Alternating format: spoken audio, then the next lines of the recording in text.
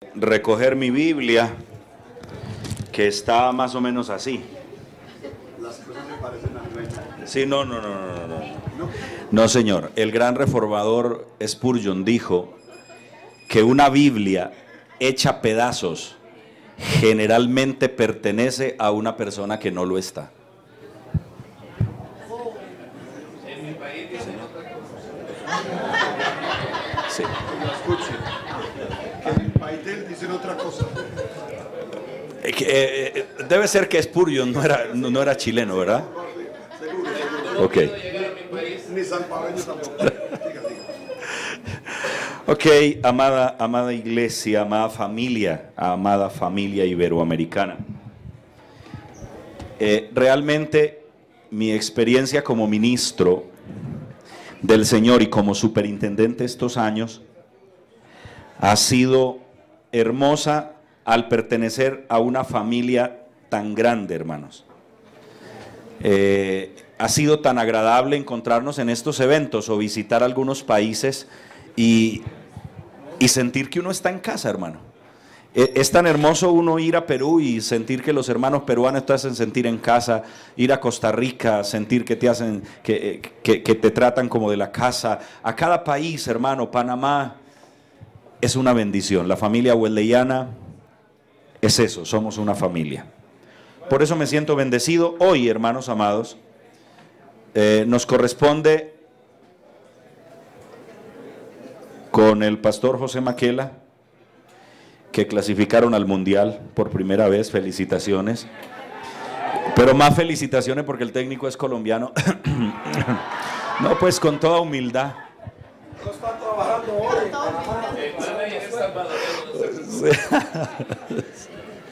Ok.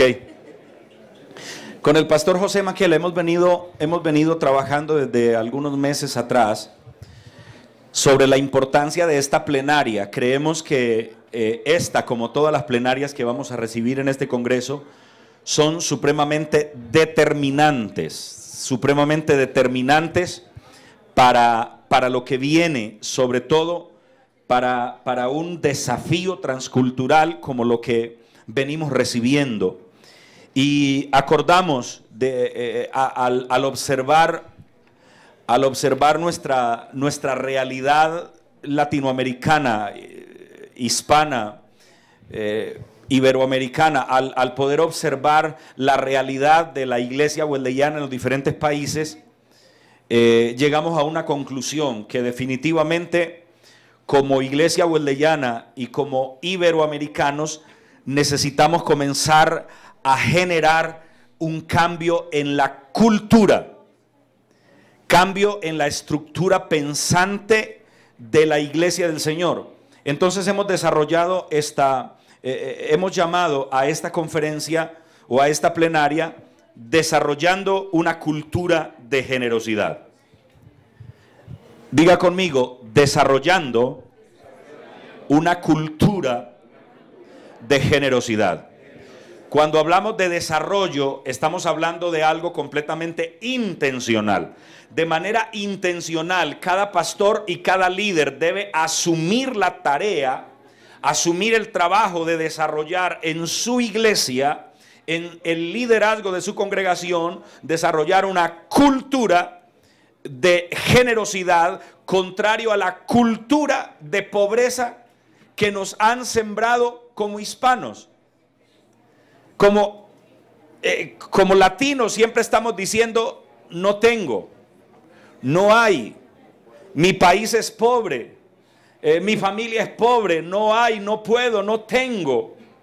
Y esa cultura tiene que ser cambiada porque jamás la Biblia te dice eso. Nunca tú lees la Biblia y Dios te está diciendo, no puedes, no tienes, no eres capaz.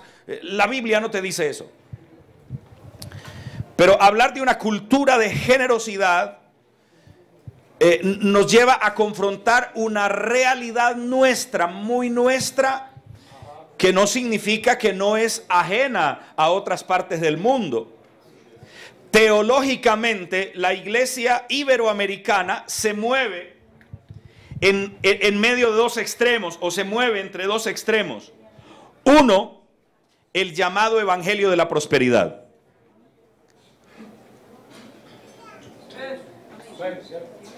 Llamada de la, yo prefiero llamarla ultra prosperidad porque la prosperidad es bíblica. Pero cuando hablamos de la doctrina de la ultra prosperidad, es aquel énfasis en el cual se abusa de la doctrina bíblica, se abusa de la ingenuidad de la iglesia y se abusa de la avaricia de los creyentes. De la avaricia de los creyentes, de la cultura de consumo en la cual presentan un evangelio de trueque, de yo te doy, tú me das, de yo te doy esto y tú me das el doble, el triple, el cuádruple y de ahí para arriba, porque son bastante habilidosos los predicadores para llevar a la gente a siembre, que la cosecha será a cantidades impresionantes. Yo estoy entrando con cierta lucha, sobre todo con el mover apostólico.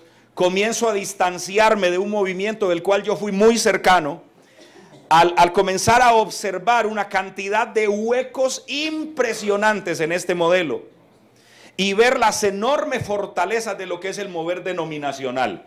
Yo no sé si ser superintendente de la iglesia weldeyana me abrió los ojos, porque a ese nivel se relaciona uno con todos los grandes del país y con todos los grandes de Iberoamérica. Uno se relaciona y comienza a desilusionarse de una cantidad de cosas y decir, hey, un momento, esto no es por ahí, esto no es por el otro lado. Y tú comienzas a aterrizar y comienzas a enamorarte de lo que es el mover denominacional. Yo le escuché a Ronnie Chávez decir que las denominaciones se iban a acabar. Yo se lo escuché. Las denominaciones se acabarían porque ahora era el mover apostólico, la cobertura apostólica, los concilios apostólicos, y anoté 25 términos que utilizó en solo ese mensaje para referirse a lo apostólico.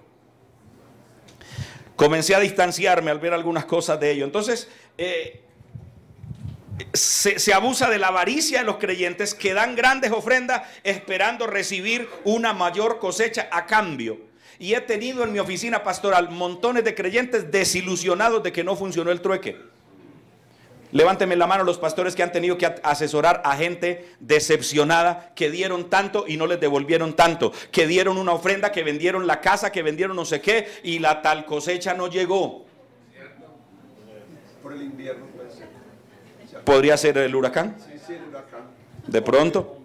Entonces yo creo, hermanos amados, que nosotros debemos aprender a tener equilibrio. Yo no tengo problema, yo he asistido a todos estos eventos y admiro muchas de las cosas. Aprendí muchísimo de este mover, pero hoy difiero enormemente de muchas de sus posturas. Entonces ese es el primer extremo. El segundo extremo, hermano, lo ocupan aquellos predicadores que también tienen influencia en América Latina, donde el diezmo no es bíblico. Y esto está cobrando fuerza en la iglesia. Y tenemos en nuestras iglesias hermanos weldeyanos que escucharon al Armando Alucina, porque Armando alucina, perdón, Alducín, donde está en contra directa del diezmo. Y el problema nuestro es que ahora nosotros no pastoreamos una iglesia, nosotros nos pastorea la iglesia Dante Hebel, nos pastorea la iglesia Cash Luna, nos pastorea la iglesia, todo el mundo nos pastorea la iglesia, por YouTube, por televisión, por radio. Antiguamente era una bendición ser pastor porque tú eras la única voz de la congregación, la gente no tenía acceso a tanta información. Entonces el ministro de hoy tiene la responsabilidad de ilustrar a su congregación en aspectos tan neurálgicos como es la mayordomía cristiana, bajo un espíritu correcto y bajo absolutamente bajo una doctrina absolutamente bíblica. El otro es, entonces, los dos extremos, el de la prosperidad y el no al diezmo, el no a la mayordomía. Esos extremos, hermanos, estos dos extremos, el efecto péndulo, son supremamente letales para la iglesia de Cristo y para un proyecto como esto. Entonces mi tema, el tema que vamos a tratar con el pastor José Maquela se llama Desarrollando una cultura de generosidad. Vamos a hablar de crear, formar, desarrollar, trabajar una cultura de mentalidad, de generosidad, una mentalidad de generosidad en el pueblo de Dios, empezando por los pastores. Los pastores somos los que menos damos.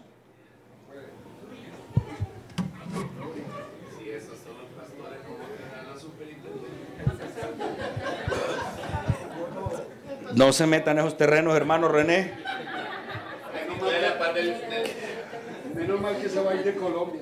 Gracias a Dios. Todo aquí lo queremos. No.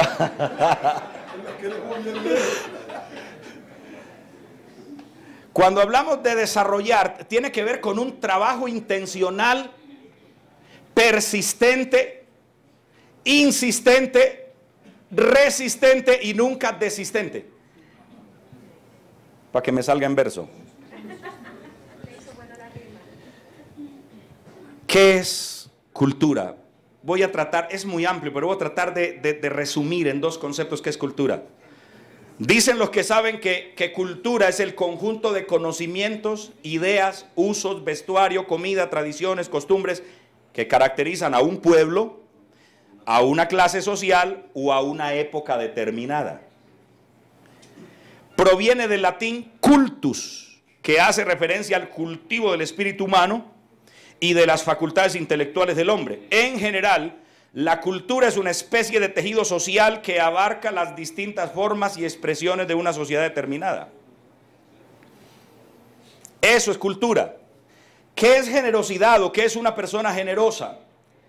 Generosa es una persona que gusta de dar de lo que tiene a los demás o de compartir sin esperar nada a cambio, sin esperar nada a cambio, sin esperar nada a cambio.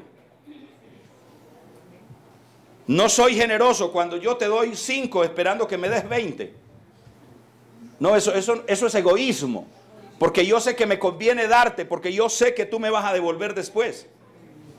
Entonces la generosidad da sin esperar recibir. La persona generosa, persona que tiene un carácter y un comportamiento noble, lleno de buenas intenciones y de amabilidad. Interesante. Pero esta tercera definición me pareció muy interesante. Persona que es especialmente abundante o grande. Abundante o grande. O sea, generosidad tiene que ver con grandeza. Y entonces tacaño, ¿con qué tiene que ver? Con estrechez, con pequeñez, con limitación. Enanismo. Gracias, pastor, gracias. Sus sinónimos, atención, quería compartir los sinónimos. Sinónimos de generoso: dadivoso, liberal, no de política, sino de liberalidad, magnánimo, de magnífico, amplio, desprendido, mejor dicho, desabrochado. Término colombiano. Ahora, yo soy plenamente un convencido que la generosidad o la tacañería se aprende en casa. Yo creo que sí. Generosidad o tacañería se aprende en casa. Pongamos un ejemplo de esto. Va a sonar muy colombiano, pero cuando usted era niño y a la hora del almuerzo llegó una visita y usted ve que la mamá tapó las ollas, escondió la olla, escondió el sartén, y usted estaba ahí y vio que la hora del almuerzo, 12:30, 1:30, la visita no se iba y el hambre, y cuando se fue la visita cerró la puerta, todo el mundo corrió a la cocina, sacó los platos y sirvió para todo el mundo. Entonces usted era niño y usted dijo: o sea, así es que hay...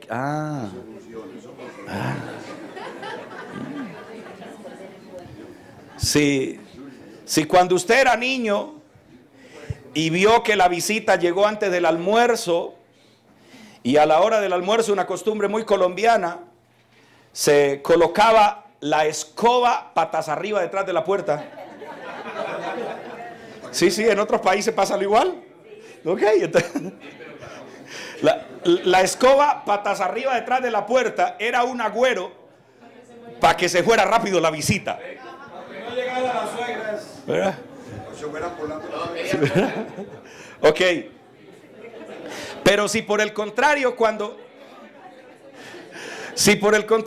usted era niño y vio llegar la visita a la hora del almuerzo y la mamá fue y sacó 2 o 3 platos adicionales, o simplemente le dijo a su hija mayor, échele más agua a la sopa, más agua a la sopa, entonces, y se sentaron y compartieron, entonces usted dijo, donde comen 3, comen 5, sí, pero más poquito. Pero así hay que hacer, o sea, es compartir, ¿verdad? Hay que compartir. Entonces, la generosidad se aprende en casa. ¿Cómo aprenderá la iglesia generosidad si por año tras año lo único que tú hablas en la iglesia es del diezmo? La gente se acostumbró a la ley del diezmo, al cumplimiento de lo estrictamente del diezmo, como compartía una vez entre los pastores un siervo de Dios que está en medio de nosotros. Y él dijo que tuvo que pedirle perdón al Señor, perdone, tomo su ejemplo prestado, pero que cuando él iba a dar el diezmo, él contaba y recontaba la platica para que no se le fuera a ir un billetico de más. Y volvía a contar el diezmo. ¿Verdad? Yo entiendo que es una lucha. ¿Para quién fue una lucha dar el diezmo? Levante la mano. Que fue una lucha, levante la mano. Que usted luchó con eso, que no fue fácil. ¿Para quién no fue una lucha dar el diezmo? De todo hay en la viña del Señor.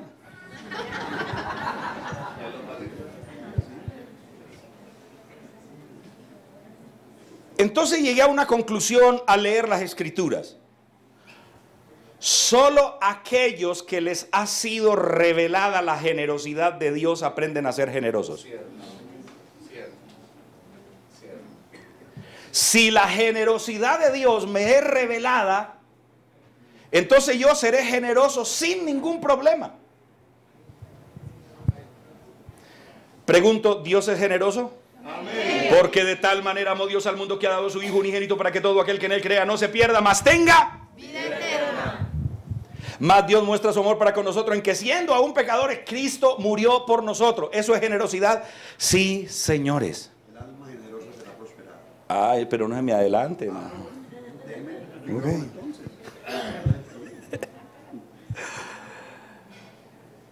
Luego definitivamente tenemos que ver un modelo bíblico, un modelo cultural, y quiero hablar muy brevemente, sin conocer de fondo, sin ser un perito en la cultura judía, no.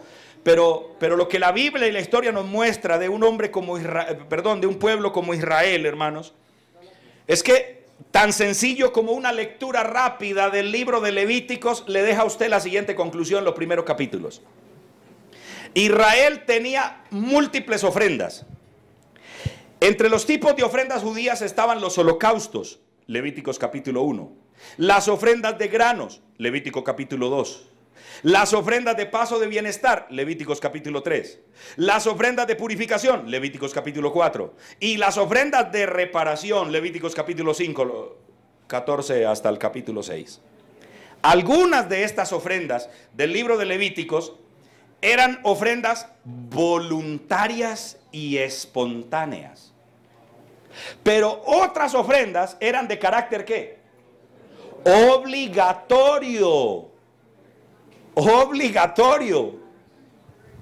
Entonces uno ve múltiples ofrendas en el pueblo de Dios. Caray, si en la iglesia wesleyana tuviera una ofrenda por el pecado, seríamos multimillonarios. Imagine, cada que un hermano peca trae un becerro. Cada que un hermano peca trae un guanaco.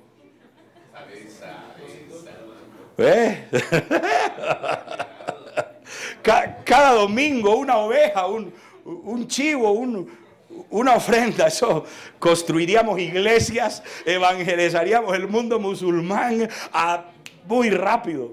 Iglesia es un corral atrás de la iglesia. Un corral atrás de la iglesia. Ok. ¿Cuál era el propósito didáctico de tantas ofrendas a un mismo pueblo? Sencillo: enseñarle que cada aspecto de la vida estaba bajo la cobertura de Dios. Mi trabajo, mis cosechas. Cuando nacía un hijo había que redimirlo. Recuerda, si era muy pobre, vaya al campo, cásese una torta, dos palominos a la Plaza de Bolívar, una paloma y llévelo. Pero no podía usted presentar su hijo en el templo sin llevar una ofrenda. O sea, mi familia, no solo mi trabajo, mi familia. Y aun cuando peco mi vida de pecado, también bajo la cobertura de Dios. Eso me enseña, número uno, que toda mi vida está bajo la cobertura de Dios, pero también me enseña que aún mis errores son redimibles. Que puedo cometer errores, pero hay gracia y hay perdón restaurador. Hay oportunidad. O sea, todo eso de una ofrenda. O sea, que es absurdamente reducir la ofrenda, reducir el diezmo, reducirlo a yo te doy, tú me das, es absurdo. Es antibíblico, señores. Reducir la ofrenda a que yo doy para que Dios me dé es antibíblico. Y es absurdo. Porque es mucho más que eso.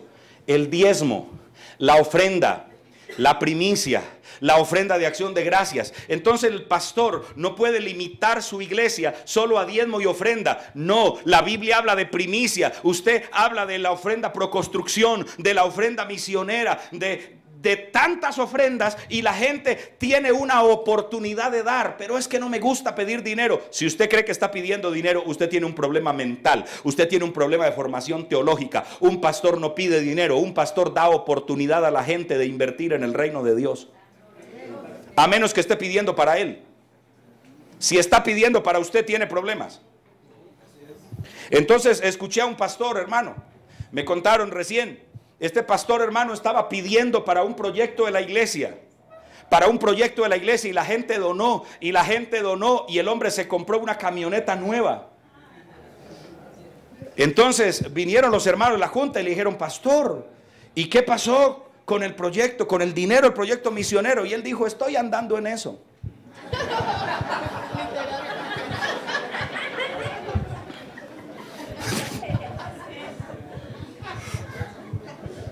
Estoy andando en eso, hermano.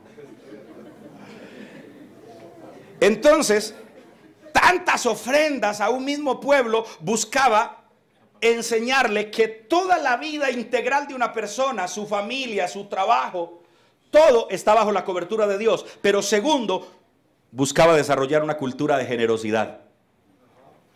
El niño veía que fiesta tras fiesta, los tabernáculos, la fiesta de la Pascua, la fiesta del Pentecostés, la fiesta de la Luna Nueva, el Urín y el Tumín y todas esas, el Purín, perdón, el Urín y el Tumín era otra cosa, ¿okay?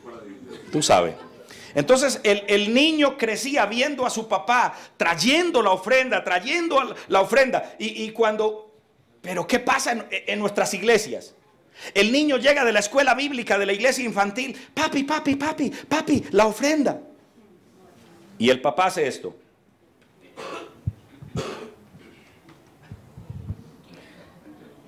Se suenan los bolsillos. Si no hay sonido en los bolsillos, le dice: mijito, no hay. Si suena el bolsillo, entonces el papá saca las monedas, se la da al niño, y el niño aprende: ah, Dios es una alcancía. Ah, a Dios se le dan las monedas. Así que una vez, como estaba visitando una iglesia, hermanos amados, no era superintendente, y mi hija pequeña llegó para pedirme una ofrenda, y yo saqué un billete grandecito, y se lo di. Y mi hija abrió los ojos y dijo: uy, papá, ¿todo esto? Yo le dije: sí. Así que el pastor dijo desde el púlpito: hermanos, levanten sus manos con la ofrenda.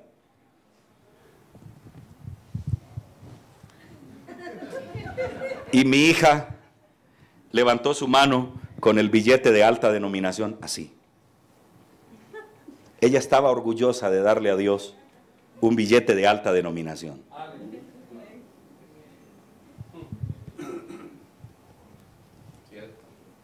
Pero si siempre da las monedas.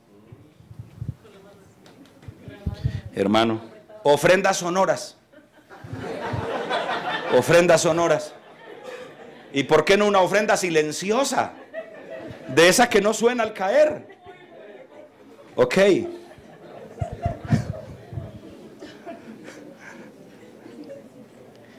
Ahora yo pregunto, ¿ese sistema didáctico de Dios funcionó? ¿Funcionó al pueblo judío? ¿Le funcionó al pueblo de Israel? ¡Claro! Claro que funcionó. Usted va a Éxodo capítulo 36, versículo 6, y Moisés tiene que decirle al pueblo, por favor, pregonen en el campamento, pregonen en el campamento, no traigan más ofrendas, no traigan más ofrendas. Uy. Moisés es el único predicador que pidió que no trajeran más ofrendas. No ha habido ni lo hay. El único. Ya no traigan más. Porque la gente había traído tanto oro, plata, piedras preciosas, de todo, pieles de tejones, pieles teñidas de rojo, pieles teñidas de púrpura, todo, hermanos amados. La gente había dado tanto con tal generosidad que Moisés tuvo que decir, ya, no traigan más. Hablo de la época de Moisés en el desierto. Pero si avanzamos un poco más, hermanos amados, yo veo a un hombre como Salomón, que cuando es coronado rey, inmediatamente termina la ceremonia de coronación como rey, y él convoca a todo el parlamento judío, a sus príncipes, y se va para el lugar alto de Gabaón, hermanos amados, y trae 5 tractomulas llenas, y dice que se presentó con 1000 holocaustos, que traducido en el Fang, idioma de Centroáfrica, es en su viña. Fue la única palabra que me aprendí. Porque todos los traductores llegaban a 1000 holocaustos y se quedaban 1000 holocaustos. Y de pronto alguien decía, en su viña. Entonces a la próxima yo miraba el traductor y le decía, en su viña. Ah, ahora yo enseño idioma. 1000 holocaustos, hermano.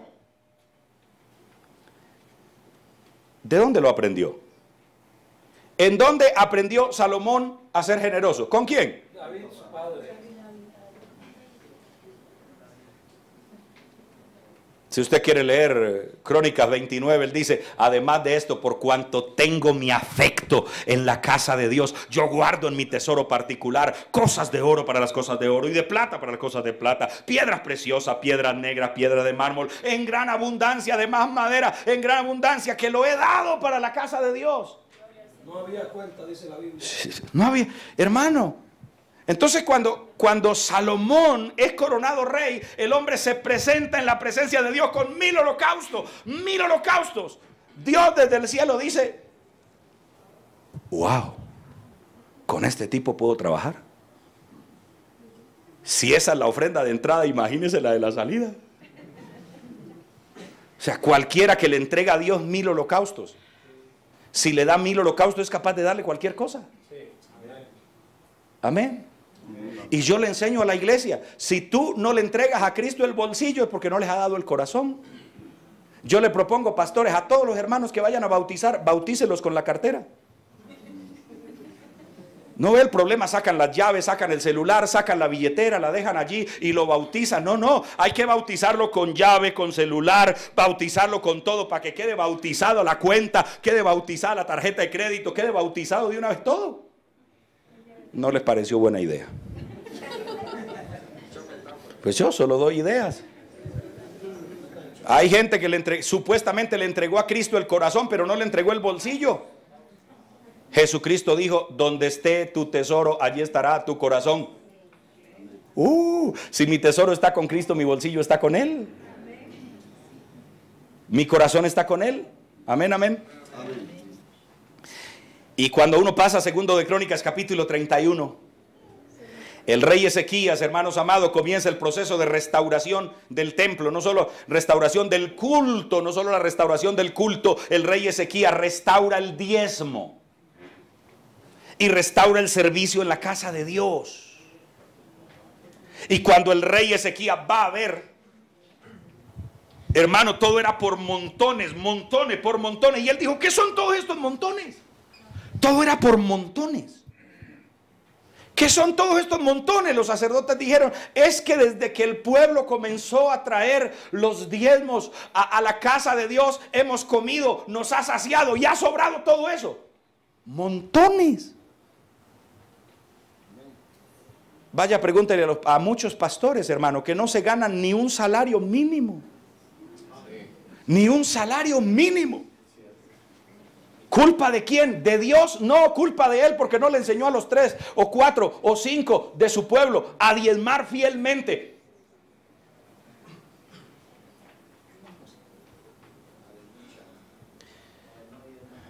Amados, yo tuve problema con eso. Habían hermanitos tan pobres en la iglesia al empezar mi ministerio, tan pobres que había necesidad de darles. Y ellos iban a traer una ofrenda o un diezmo. Y a veces me lo entregaban a mí por otra cuestión. Pastor, mire que es que no pude venir al culto aquí. Eran diezmos así pequeños, pero yo decía, Dios, ¿cómo yo le recibo si yo sé la necesidad que el hermano vive? Y entonces el Señor habló a mi corazón y me dijo, ¿y acaso yo le impedí a la viuda que diera las 2 blancas?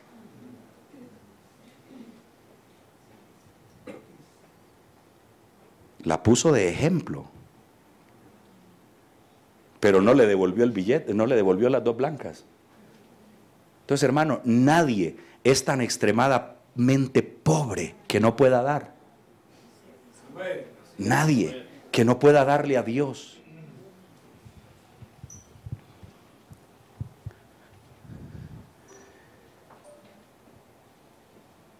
Entonces pasó con Moisés, pasó con Salomón y pasó con Ezequías. 3 épocas completamente distintas que nos muestran perfectamente cuál era la cultura judía. La mentalidad judía en cuanto al dar. No tenían problema con eso, hermano. El judío no tenía problema con eso. El pueblo latinoamericano sí tiene problema con eso. Por eso hay que desarrollar una cultura de generosidad. El reto para el pueblo hispano, hermano. El pueblo hispano no tiene cultura de generosidad. No. Ahora mi compañero les hablará más de eso. ¿Por qué? Porque el pueblo hispano da por emoción, no por convicción. Llega un predicador, hermano, y aleluya, y aquí, y pacte por allí, y dé por el otro lado, y la gente corre y da, porque fue un evento. Porque fue un evento y la gente da y vacía su cartera. Pero luego no vuelve a dar en el próximo mes o en los próximos 3 meses. ¿Alguien sabe de lo que estoy hablando? Entonces los pastores tienen temor de invitar a los misioneros que tenemos un proyecto misionero, porque si yo voy y presento a su iglesia el proyecto misionero, me le llevo el dinero de los próximos meses de su iglesia.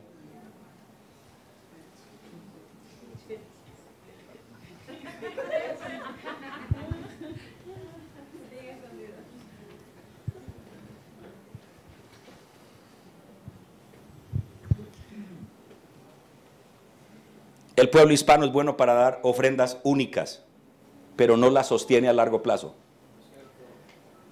¿Por qué desarrollar una cultura de generosidad? Porque Dios es generoso. Salmos capítulo 8, versículos 6 y 7, está hablando de la grandeza de Dios, está hablando de la honra del hombre, y él dice, Señor, todo lo pusiste debajo de sus pies, ovejas, vacas, todo.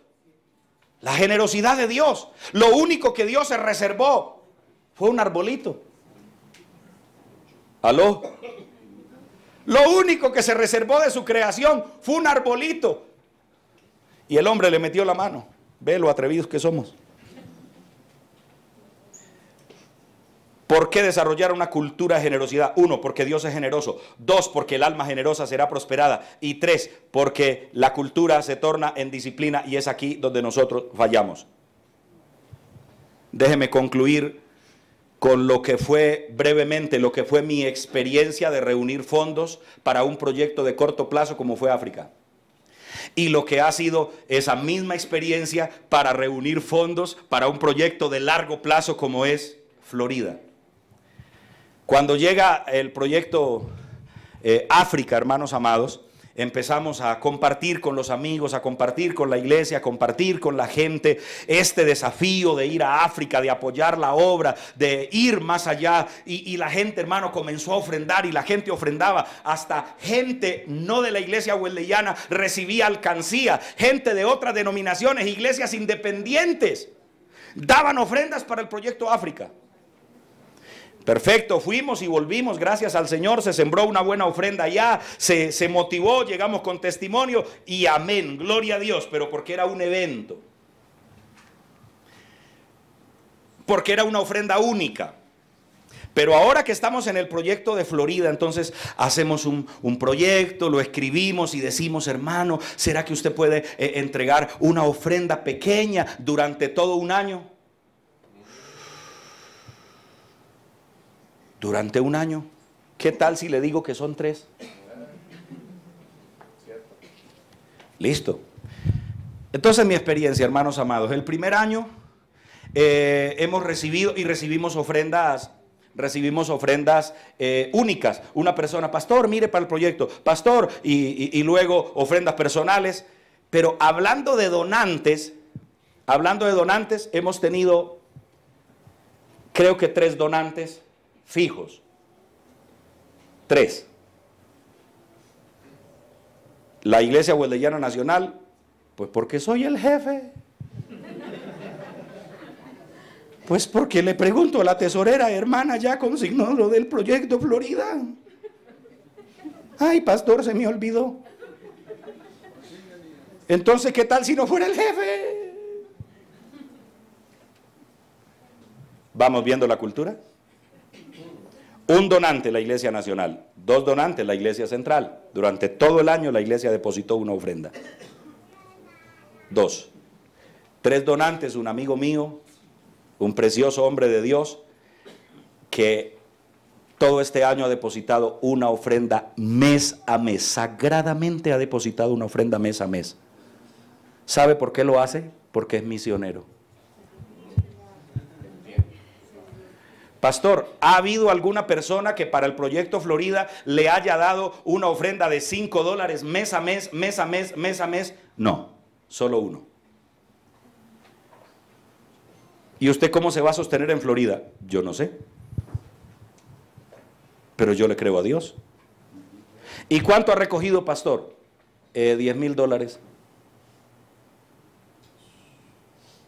Eso es algo, pero allá no es nada. ¿No ve que yo cambio pesos a dólares? $1 vale 3,000 pesos.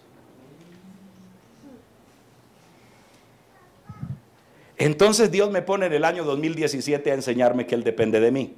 Una colombiana que se fue a trabajar a los Estados Unidos, así que el Señor la tocó y escuchó que el pastor se quedaba sin trabajo, que el pastor se iba de loco por allá a plantar una iglesia y que a los Estados Unidos. Pero cuando uno dice, hermano, que se va para los Estados Unidos, el pastor Fernando se va a echar de lo bueno, se va para los Estados Unidos, se va para Florida. Claro, pero como misionero, porque parte de mi sustento va a ser de Colombia. Ahora, hermanos amados, vamos a completar con la ayuda de Dios. En diciembre vamos a completar $15,000. Completamos 15,000 porque vendo mi carro y todo va para el proyecto Florida. El carrito lo sembré totalmente para el proyecto. Así de que logramos reunir $15,000. Espere, hermano, son 45 millones de pesos colombianos. Déjeme decirle, hermano, es mucha plata. Significa que he reunido 22,5 millones al año.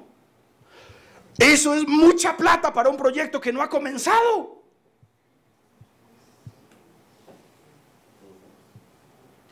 Amén. Entonces, ¿qué quiero decirle con mi experiencia? 1, que probamos la cultura colombiana. Y aquí yo concluyo para dejarle a mi amigo. Hermanos, vamos a mandar a un misionero hispano al mundo fotizo, con una cultura evangélica que da ofrendas misioneras una vez al año.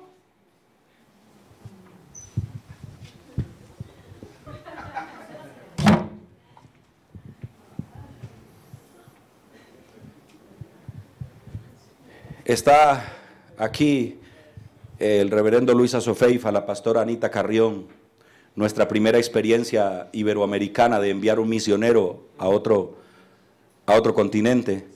Por favor, pregunte cómo nos fue a todos los iberoamericanos apoyando. Dígame, ¿no fue Costa Rica la que se echó al hombro el sostenimiento y el sustento mayormente de la pastora Anita Carrión en Guinea Ecuatorial? Sí. Perú, entre ellos dos, Perú y Costa Rica. Y todo el resto nosotros, recargados.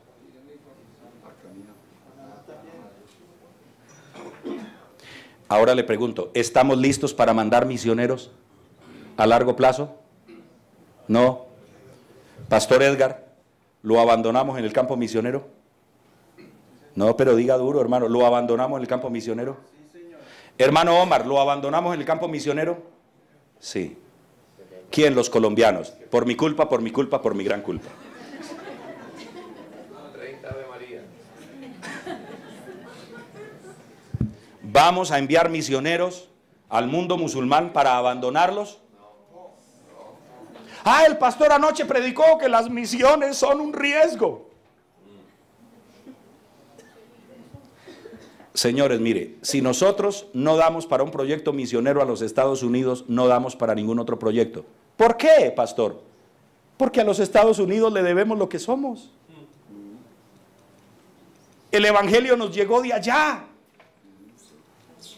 Los misioneros vinieron de allá, los recursos llegaron de allá, los primeros templos fueron con dinero de allá.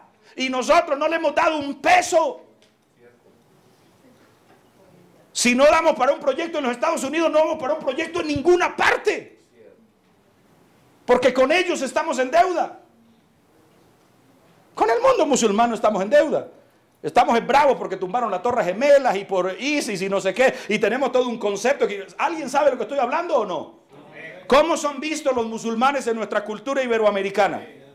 No son vistos con buenos ojos, hermano. Todos los videos virales que hay donde un tipo se viste de blanco como musulmán, agarra un maleto, lo tira y todo el mundo corre despavorido. ¿Los han visto? Entonces esa es la idea que nosotros tenemos. Entonces vamos a invertir y vamos a enviar un misionero al mundo musulmán para abandonarla, como abandonamos al pastor Edgar, como abandonamos al pastor Omar y como casi abandonamos a la pastora Anita Carrión. Y alguien dice, pastor, pero sobrevivieron.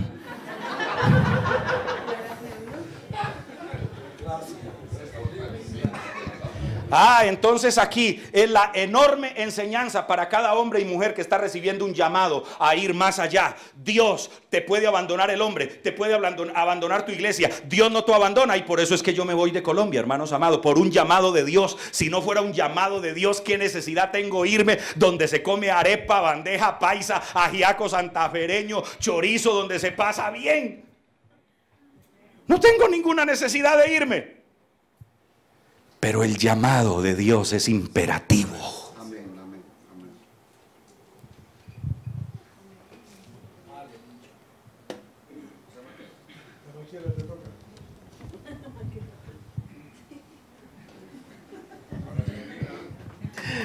Gloria a Dios. Bueno, Fernando vino con Biblia, computador, yo vengo con un celular, así que el que trae más, habla más.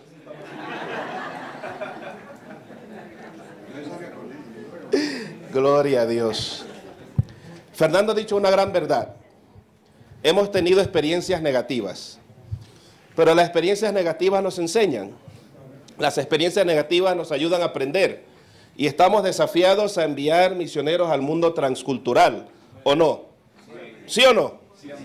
Pero estamos desafiados también a enviar misioneros en nuestras propias tierras. Como habló el pastor Audilio, las misiones hoy día son ¿cómo fue la palabra? Multicultural. No, él usó un término policéntrico. Porque ahora de todas las naciones llegan a nuestro país. Él ponía el ejemplo de que Panamá tiene 12 mezquitas. O sea, hay musulmanes suficientes en nuestro país para practicar, para alcanzarlos, para hablarles del evangelio. Ahora, Fernando plantea una realidad muy latina. Él habló de las razones, puso ejemplos. Yo le quiero hablar de cómo cambiar. Entonces, lo que somos a lo que necesitamos ser. Y espero en 20 minutos poder hacer eso. Amén. ¿Cuántos trajeron Biblia? Todos deben tener Biblia, porque existe el celular. Efesios 6:12, alguien que me lo busque rápidamente, por favor. Y vamos a partir por ahí. Él fue muy espiritual y yo voy a tratar de ser muy intelectual. No se oye. No se oye. No se oye. Porque no tenemos lucha contra sangre y carne, y no contra principados, contra potestades, contra los gobernadores de las tinieblas de este siglo, contra huestes espirituales de maldad en las regiones celestes. No escuché tampoco. 6:12. Alguien que me lo lea despacio y con alta voz.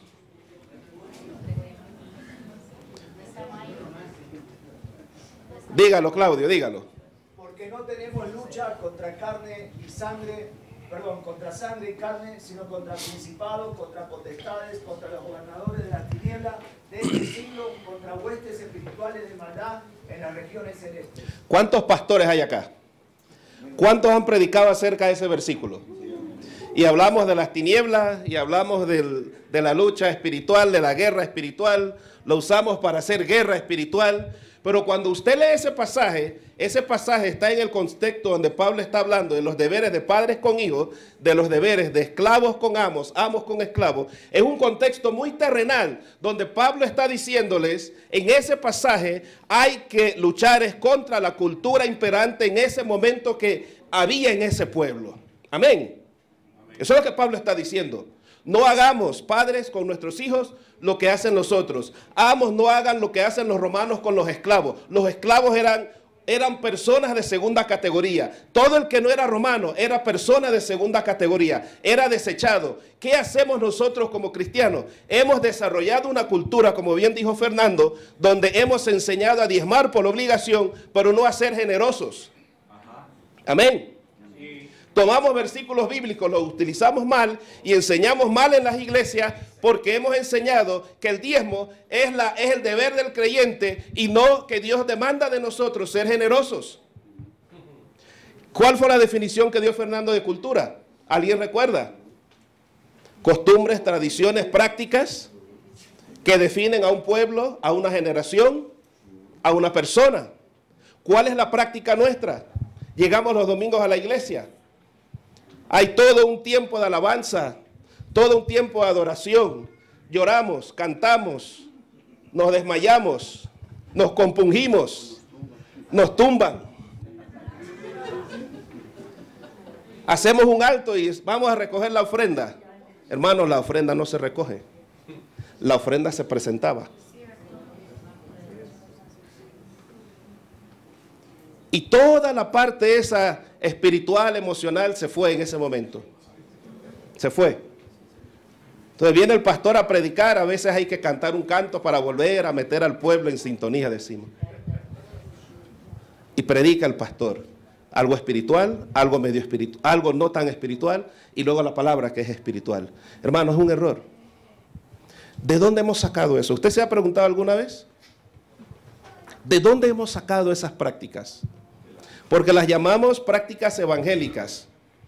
Permítame remitirle al pasado un poco. En la Edad Media, si mi memoria no me falla, en Europa se empieza a dar un gran movimiento llamado la Reforma. ¿Alguien sabe qué es la Reforma? Celebramos 500 años de Reforma este año. Una buena parte de Europa empieza a salir de la tutela del cristianismo católico conocido hasta el momento. Y empieza a rebelarse contra ese esquema. Cuando Pablo en Efesios 6:12 está hablando de esa fuerza, estaba hablando de la institución que había, de la estructura de gobierno, de la estructura de la cultura de las naciones. Y cuando en la Edad Media se levanta el movimiento con Lutero y muchos más, era contra la estructura existente. Lutero no quería salirse de la Iglesia Católica, pero sí rebelarse contra la estructura imperante. Se compraba la salvación. La gente era ignorante. La gente no sabía leer, la gente no sabía escribir, la gente no tenía derecho a educarse. ¿Alguno ha leído las 95 tesis de Lutero? Y somos cristianos, protestantes, evangélicos, de hueso colorado decimos muchas veces, y no conocemos ni los principios que Lutero escribió. Lutero pega su tesis contra el sistema que había, contra la cultura que imperaba en el momento. Y lo que resulta de todo ese movimiento es algo que hoy día hay un señor llamado César Vidal, él habla mucho de eso. Es que a causa del movimiento de la Reforma, la gente aprende a leer, a escribir, la gente empieza a generarse las Biblias en los diferentes idiomas, empieza a ver una mentalidad diferente frente al dinero, frente al trabajo y frente a otras cosas de la vida que habían estado allí muy pausados. La gente estaba en esa época viviendo como nosotros. Todos eran muy pobrecitos. Esa era la visión que Roma daba y que la Iglesia Católica, la gente era muy pobre y la gente pobre no tenía derecho a salvación porque no había con qué pagarla. Y la Reforma revoluciona y cambia todo eso. ¿Sabe cuál es la visión del dinero que tenemos la mayoría de nosotros latinos aún? Que el dinero no es de Dios. Que el dinero es malo. Que si usted tiene mucho dinero, usted está en pecado. Mientras más pobre, más santo. Mientras usted es más pobre, más espiritual. Si usted se compra un carrito como un pastor que conozco que se compró una Porsche, amigo, muy amigo, y otro modelo de auto, la gente lo miran mal y empiezan a murmurar. ¿Y de dónde sacó la plata? ¿Y de dónde esto? ¿Y de dónde aquello? ¿Ah? Eso no es verdad eso. Estoy diciéndole una mentira. Es que esa es la cultura cristiana que ha imperado entre nosotros. El trabajo, la visión de trabajo que tenemos es que el trabajo es un castigo de Dios. ¿O no? La gente no ve el trabajo como un medio para prosperar, para progresar. Por eso es que nosotros cuando decimos mañana es libre como en mi país, por clasificar al mundial, damos el día libre. Se paró la banca, se paró el turismo, se paró todo, porque la gente libó licor hasta las 3, 4 de la mañana y a esta hora se están levantando borrachos y toda una nación se paralizó. Hoy no se movió un céntimo en la nación. Pero van para el mundial. Y hay que pagarle la quincena al obrero el día que hay que pagarle. Ese día no se le puede decir que hubo mundial y que no hay plata. Eso pasa en nuestros países. El trabajo no es una bendición. ¿De dónde viene ese concepto? Llegan los españoles aquí en 1490 y algo. Traen esos conceptos con ellos, porque España resulta no participa de la Reforma protestante, se queda con los pensamientos católicos. Por 500 años hemos traído arraigado todo ese bagaje cultural sobre el trabajo, sobre el dinero, sobre otros aspectos que aunque hemos venido a los pies de Cristo, el Evangelio aún no nos ha redimido en esas áreas. Y por eso luchamos para enviar misioneros y sostenerlos a esas áreas. Por eso luchamos en nuestros países incluso para hacer obra misionera en medio de los pueblos indígenas nativos, como se diga. Por eso luchamos en nuestras propias iglesias para poder levantar proyectos. ¿Cuál era la mentalidad del español? El indio americano es pobre. Y lo que hacía era robarle. ¿Cuál es la mentalidad que traemos, pastores? La gente es muy pobre, no pueden dar. Por lo tanto, mejor no hagamos nada. Sí, señor. Estuve el domingo en un lugar aquí en Colombia, donde hace 10 años más o menos había pasado por allí, por Zipaquirá. Hoy Zipaquirá es un mundo diferente a hace 10 años. Hay un progreso impresionante. Pero me impresionó la iglesia donde estuve. Me impresionó la mentalidad que tiene ese pastor. Me impresionó la mentalidad que tiene la gente. Gente que no tenían nada, hoy día son empresarios, me comentaba el pastor y algunos de ellos. Gente que no tenían nada, literalmente. El pastor trabajó con ellos, les fue enseñando, les fue impartiendo. Hoy son empresarios, gente que trabajan dignamente. Hoy son gente que están levantando junto al pastor un proyecto. Tienen un edificio con templos, salones para clases, aulas para otros asuntos. Hermanos, no es malo prosperar, la prosperidad es bíblica. Entonces, ¿cómo cambiamos esa mentalidad que nos ha embargado por tantos años?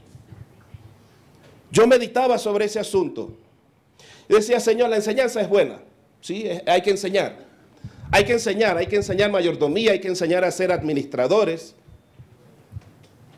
hay que enseñar principios bíblicos, pero la enseñanza sin un primer paso no va a tener un espacio efectivo. Y le decía al Señor, ¿cómo hacemos, Señor? Y leyendo la palabra, llegué a una conclusión. Así como nosotros llamamos a las personas a arrepentirse de sus pecados, el primer paso es arrepentirnos de lo que hemos enseñado, practicado y hecho por años como si hubiese sido lo normal. Necesitamos arrepentirnos y pedir perdón delante de Dios. Y pastores, lo tenemos que hacer nosotros. Nosotros. Porque nosotros hemos enseñado bien y hemos enseñado mal en muchas ocasiones. Y no lo hemos hecho intencionalmente. Lo hemos hecho sin conocimiento de causa. Primer paso para que una cultura cambie es reconocer su condición y arrepentirnos delante de Dios. Amén. ¿Qué más le decimos a las personas cuando vienen a Cristo? ¿Qué más decimos? Después de arrepentirse, ¿a qué los invitamos? A bautizarse. ¿Alguien más dijo algo por allá? Recibir a Cristo. Quizás tengamos que bautizarnos otra vez, como bien dijo Fernando. Exacto. Hay que confesar, hay que declarar. Hermanos, yo les quiero desafiar a algo que va a parecer una herejía para algunos.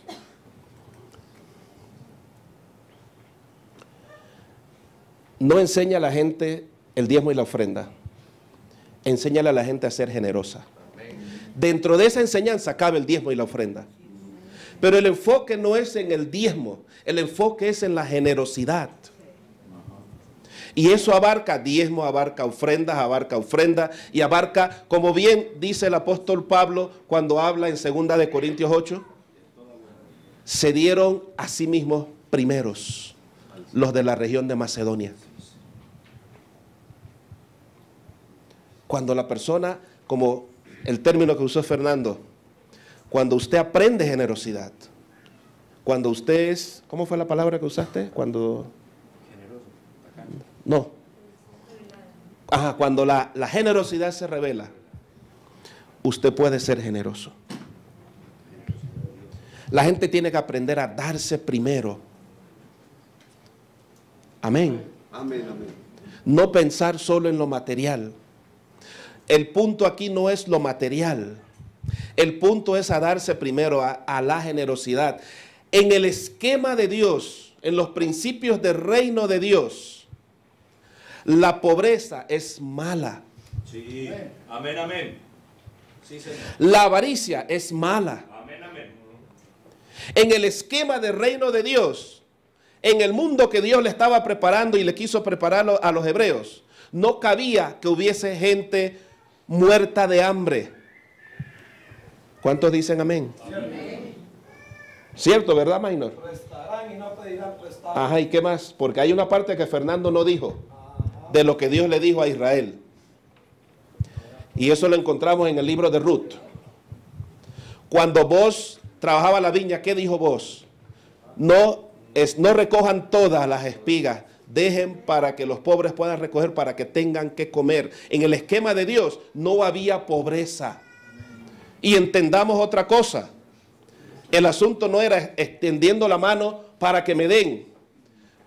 Dejaban la cosecha, pero la gente tenía que salir, trabajar y recogerla, si no, no comían. Olvídese de que todo se lo tengan que estar regalando, de que todo se lo tengan que estar poniendo en bandeja de plata. Hay que esforzarse, hay que pensar un poco, hay que ser creativos. Dios nos ha dado creatividad. Dios bendecía todo lo que José hacía. Así es, amén. Y Ruth tuvo que esperar que recogieran la cosecha, y cuando pasaba, entonces iba Ruth y quién sabe cuántos más, y empezaban a recoger para comer ese día. Y Dios bendijo a Ruth y a Noemí. Pero tuvieron que trabajar. Tuvieron que esforzarse. Nada es gratis en esta vida. Algunos dicen que sí. Nada es gratis. La salvación nuestra tuvo un precio. Jesús pagó un precio por nosotros. Trabajar en la construcción del reino de Dios tiene un precio. No solo su tiempo, no solo su esfuerzo, no solo su desvelo, no solo sus oraciones. Toma un esfuerzo económico. Amén. Amén, amén. Amén. Me miran con caras de asustado. Después ya no van a quererme escuchar hablar aquí. Para nada. Pero no se preocupe, si no lo hacen ya, hoy dije lo que tenía que decir. Hay que desarrollar una cultura de generosidad. Nosotros los superintendentes nos debatíamos ayer cuando llegamos al punto económico. ¿Qué hacer? Algunos hablábamos del principio bíblico, otros hablábamos de una ofrenda. En realidad, lo que importa es la generosidad. Cuando yo aprendo a ser generoso, yo entiendo algo. Invertir en el reino de Dios es la mejor inversión, porque Dios paga muy bien. Dios paga bien. Mañana en la tarde llega mi esposa acá. Qué bendición. Esto lo dije el domingo y lo voy a decir aquí hoy. Porque tenemos negocios con una empresa colombiana. Tenemos una empresa nosotros. Amén. Dios le dio una idea a mi esposa en el 2009. No teníamos así 0 centavos. Y me dan el tiempo como voy. No he visto a José por ahí. 0 centavos tenía mi esposa. Estaba pasando por un momento difícil ella. Porque en el 2009 nos enteramos que no íbamos a poder tener niños jamás. Por una condición de ella, y luego nos enteramos una condición mía. A mi esposa le extraen la matriz. Y en esa condición difícil, en varias ocasiones yo tuve que ser psicólogo, papá, hermano. Y un día me dice mi esposa, la encontré llorando, perdón, y le digo, ¿sabes qué? Ya estoy cansado de este asunto. Tú tienes que aprender a pelear tus batallas. Y yo sentí que le había hablado muy fuerte. Pero resulta que mi esposa tomó esa palabra. Y me levanta como a las 4 de la mañana. Yo roncando. Yo me acuesto tarde. Yo a la medianoche, 1 de la mañana me estoy acostando. Así que tenía 2, 3 horas de dormido. Ella no había dormido después de lo que yo le dije. Se había quedado orando, leyendo la palabra. Y Dios le dio una palabra. Y Dios le dio una idea. Dice, negro, tengo una idea, negro. Levántate, negro. Levantar al negro de la... Problema. Y me senté cabeceando para que ella no se sintiera mal, y la escuché y entendí la idea. Demoró casi 1 hora y media en decírmela.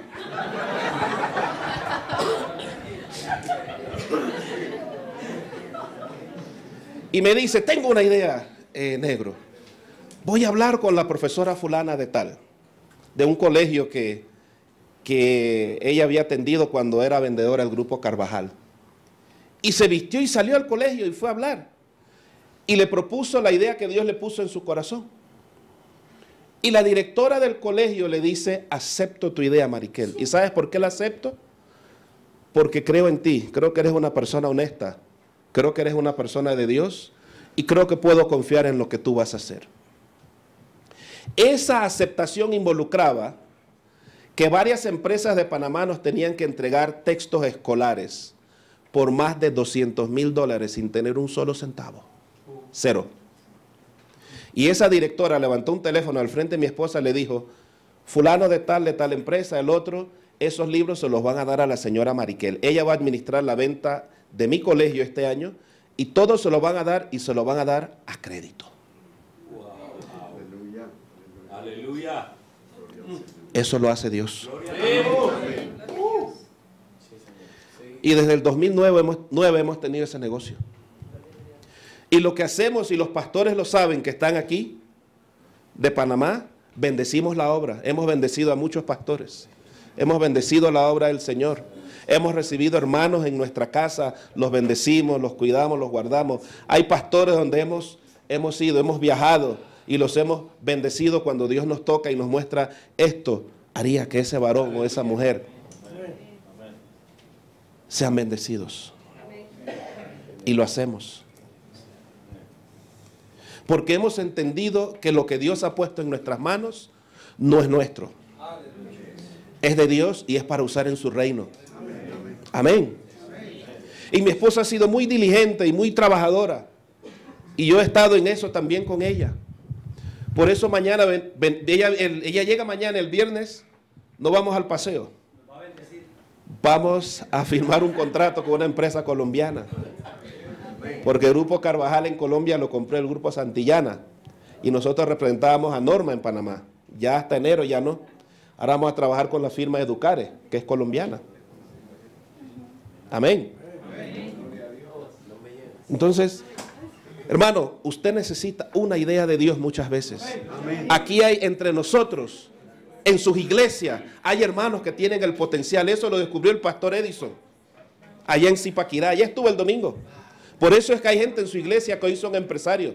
Porque necesitaban quizás una idea y alguien que los motivara, que los asesorara, que los empujara para dar el primer paso. Necesitamos desarrollar en nuestro medio. Mira, la gente cree que la riqueza viene así por así. La riqueza hay que desarrollarla.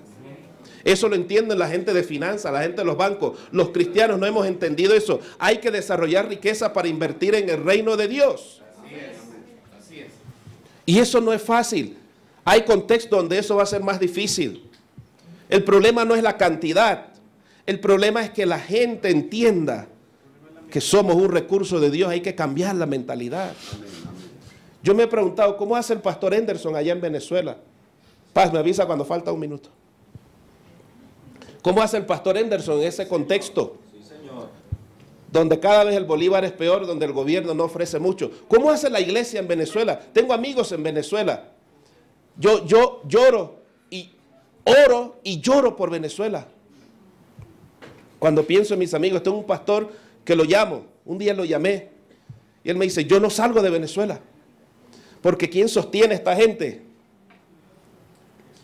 Y cuando me dijo eso, le dije, ¿y quién te sostiene a ti? Y se rompió a llorar por teléfono. Dice, me has sacado los mocos y las lágrimas aquí en el teléfono. Y él está ahí motivando a su gente todos los días a no desmayar, a permanecer, a buscar del Señor, a que si hay que salir, hacer la cola, a buscar la comida, salga pero no se aleje de Dios, esté en la iglesia y él está orando, hacen vigilia, ahora están saliendo a las calles a evangelizar porque hay un problema que la gente no está llegando a las iglesias, por la razón que sea. Él dice, si no llegan, vamos a ellos. ¿Y de dónde salen los recursos? Tenían gente en Estados Unidos que lo estaban apoyando, ya no puede entrar ese dinero. Pero no han dejado de hacer la obra, están plantando iglesias, están alcanzando gente. Entonces, si eso es posible en una nación como Venezuela que tiene tanta dificultad, ahí está el pastor Henderson, él sabe de lo que estoy hablando. ¿Cómo no es posible para nosotros que tenemos toda la libertad y todos los recursos disponibles? Sí, Señor. Hay que cambiar aquí. Póngase de pie, por favor.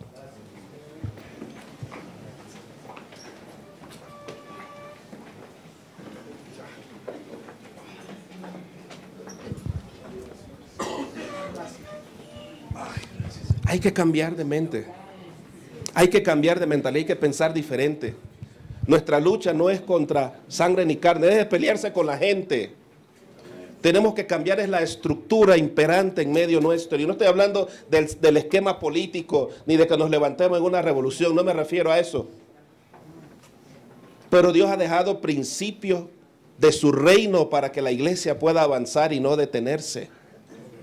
Dios ha dejado dones, capacidades, talentos. Hay que explotarlos. Sus jóvenes, prepárelos, fórmelos. El mundo musulmán, ese medio, requiere de gente profesional.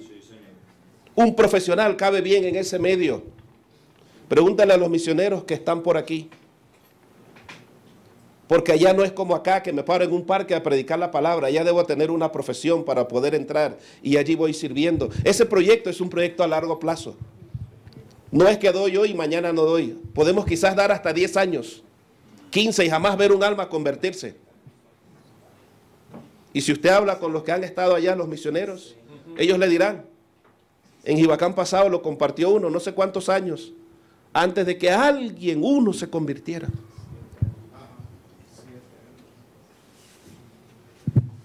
Yo creo que necesitamos arrepentirnos.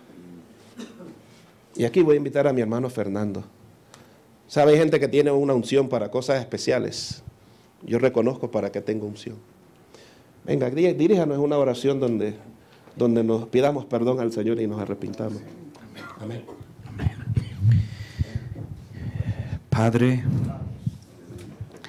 hoy en el nombre de Jesús venimos delante de ti porque necesitamos pedir perdón, Señor, y yo vengo delante de ti, Señor, para pedir perdón por tantas prácticas mal hechas, por enseñanzas o por una mentalidad incorrecta frente a las finanzas o frente a las misiones. Señor, perdónanos por dejar las misiones para lo último. Primero están los gastos locales, primero están las necesidades propias y por último las misiones. Señor, perdónanos por creer que las misiones es lo último. Señor amado, perdónanos por haber abandonado a los misioneros en el campo. Perdónanos, Señor, porque cuando a nuestros hermanos, la familia Morillo, Señor, se les dio algún apoyo, pero no el suficiente, no el que necesitaban. Cuando la familia Vázquez o cuando la familia Rueda, aún cuando nuestra hermana Anita Carrión, Señor amado, tenemos que decir que como continente solo unos pocos países apoyaron, Señor, pero no algo permanente. Pedimos perdón por una mentalidad incorrecta, pedimos perdón por una mayordomía incorrecta, pedimos perdón por las prioridades incorrectas. Si primeramente es el reino de Dios y su justicia, todo lo demás vendrá por añadidura. Por eso hoy en el nombre de Jesús yo me pongo de rodillas delante de ti para pedir perdón por Colombia, y como miembro de Jibacán y miembro de la Confraternidad Iberoamericana, yo pido perdón por la mentalidad de pobreza que ha habido en nosotros como pastores, por mentalidad de pobreza que ha habido en nuestras iglesias, por la mentalidad de ruina, de conformismo. Perdona, Señor amado, perdónanos, Señor, en el nombre glorioso de Jesucristo de Nazaret. Padre, hoy te pedimos perdón. Te pedimos que nos vuelvas a ti, Señor, y nos volveremos. Perdónanos por ver las misiones como un evento y no como el ser de la iglesia, como la prioridad de la iglesia. Perdónanos por ver la gran comisión como una opción y no como una tarea continua, permanente. Hoy en el nombre de Jesucristo de Nazaret, Señor, venimos ante tu presencia para creer, Señor, que aún, Señor amado, la iglesia más pequeña o la iglesia más escasa en recursos tiene lo que necesita para hacer la obra o para enviar a otros a hacerla, en el nombre glorioso de Jesús. Señor, te pedimos perdón. Te pedimos perdón. Yo pido perdón por mí, por la iglesia hueldellana de Colombia, por mis pastores colombianos, por nuestras iglesias de Colombia, Señor, por iglesias donde nunca se ha recogido una ofrenda misionera, donde nunca se ha hecho un culto misionero. Perdón. Padre, en el nombre de Jesús, trae ese despertar misionero en el nombre de Jesús. Amén. Quiero dejarle esto. Busque en internet un ministerio que se llama Un Puñado de Arroz. ¿Alguien sabe de lo que hablo, el puñado de arroz? ¿Qué es el puñado de arroz? Hermano, un grupo de creyentes de la India que al no tener recursos le propuso a cada persona que al cocinar su arroz para el día, sacara una puñadita de arroz y la pusiera aparte, todos los días, una puñadita de arroz y la pusiera aparte. Luego todo ese arroz, cada persona iba recogiendo, iba a una bolsa y esa bolsa la llevaban a la iglesia. Señores, reunían bultos de arroz y lo vendían. Así enviaron misioneros y así plantaron iglesias. Con puñado de arroz. Amén. Un aplauso, Señor, hermanos. Amén.